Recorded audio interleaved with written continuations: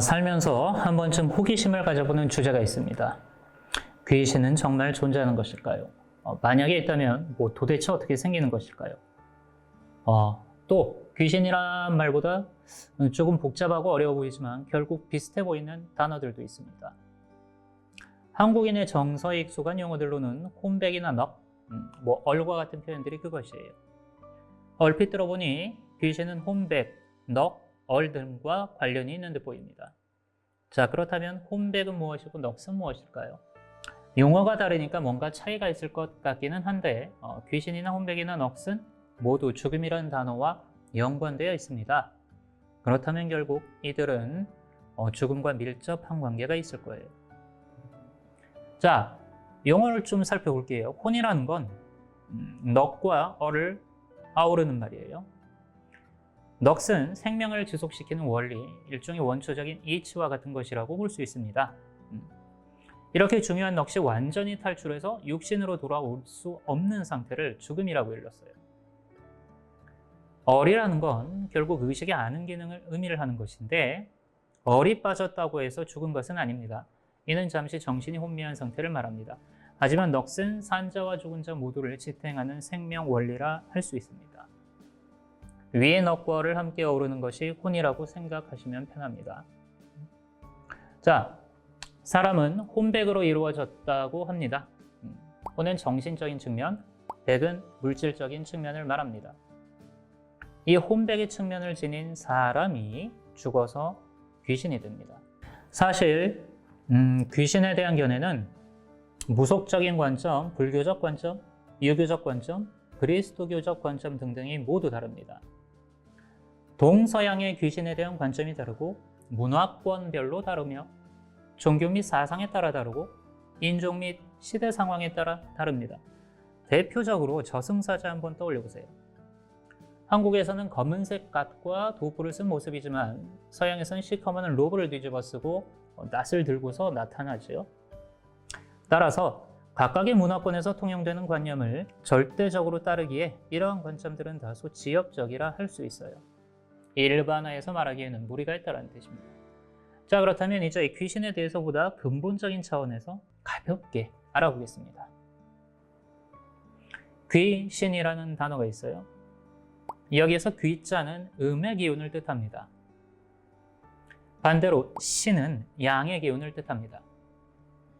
그러니까 귀신이라고 할 때 귀라고 하는 것은 음의 영이고 신이라고 하는 것은 양의 영이라 할 수 있습니다.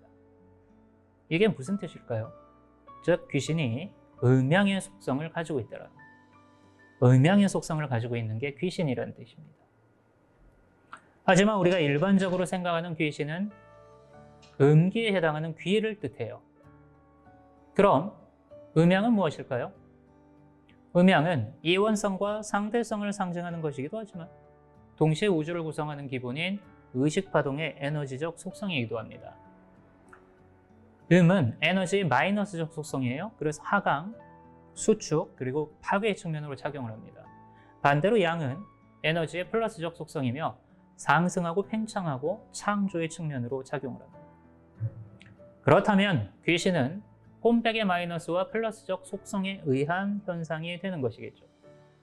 그런데 우리가 경험하는 귀신은 보통 죽은 자의 영혼 정도로 여겨지고 있습니다.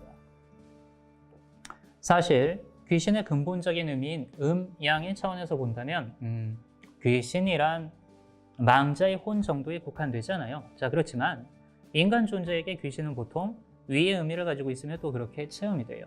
이유가 뭘까요? 결론부터 말하자면 인간이 체험하는 죽은 자의 혼령체로서의 귀신은 사실 그것이 존재한다는 무의식적 동의를 통해 형체가 부여된 사념체입니다. 그럼 이제 자주 체험되는 귀신의 종류를 살펴보면 개인적인 관계를 통해서 체험되는 귀신이 있고 인류의 집단 무의식 안에 공통관념을 통해서 체험되는 귀신이 있어요. 이를 쉽게 이해하려면 무속인들이 모시는 신들의 경우 할아버지, 할머니, 돌아가신 부모님 등의 조상신이나 관우, 관제라 그러죠. 아니면 고대에 이름난 장수, 이전에 유명인 등이 있다는 사실을 보면 됩니다. 즉 귀신이 체험되는 양상은 크게 나눈다면 나와 어떻게든 관련되는 인물들이 죽음 이후에도 인연이 작용한다는 관념이 부여된 형태. 그리고 나와 직접적인 관련은 없지만 인류 공통의 관념들이 잔류사념이 되고 이것들이 형체를 얻은 경우가 있는 겁니다. 이외에도 드문 경우에 사물이나 무생물에 대한 관념이 사념이 되고 의인화에서 생기는 사물귀신, 달걀귀신이나 빗자루 귀신, 아니면 도깨비나 신수 등의 상상의 생물들이 의식 안에서 실체화해서 대상으로 체험되는 경우 등이 있습니다. 이처럼 귀신은 분명히 존재하는 체험이며 그 실체는 결국 뚜렷한 이미지를 가진 집단사념의 마이너스적 의인화 그리고 실체화예요. 이러한 귀신 중에는 넓게 보면요, 성인들이나 하늘의 천사들 아니면 여러 다신교적 신들과 같은 존재들 또한 포함이 돼요. 악마, 마물들도 당연히 포함이 되겠죠. 자, 그런데 이게 뭐예요? 결국 의식의 심연에, 의식의 아주 깊은 곳에 있는 집단관념이 음과 양의 속성에 따라 귀신의 존재를 상정을 하고 개개인의 주입된 믿음, 개개인의 관념에 따라 의인화되고 실체화된 다양한 귀신을 체험하게 됩니다. 무슨 소리일까요? 자, 귀신은 이처럼 의식 안에서 일어나는 현상이란 뜻이에요. 자, 그렇기에 보는 자인 나와 뗄래야 뗄 수 없는 관계가 있어요. 귀신은 결코 혼자 나타나서 체험될 수가 없습니다. 귀신이 체험되려면 어떻게 해야 돼요? 보는 자인 내가 있어야 돼요. 나의 의식 안에서 일어나는 체험이기 때문이에요. 귀신을 보셨습니까? 당연히 볼 수 있어요. 얼마든지요. 자, 그런데 두려워할 필요가 없어요. 만약에 귀신이 보여지고 체험된다면 그 귀신 또한 뭐예요? 그 귀신을 인식하여 체험하는 자, 즉 나에게 의존하여 나타나는 의식의 놀이입니다. 그러니 그들을 두려워할 필요가 없어요.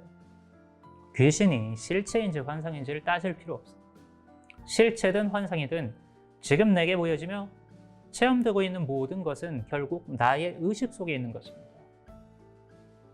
나의 의식 안에 이미 있는 것이 아니라면 육체의 감각기관과 접촉할 수가 없어요.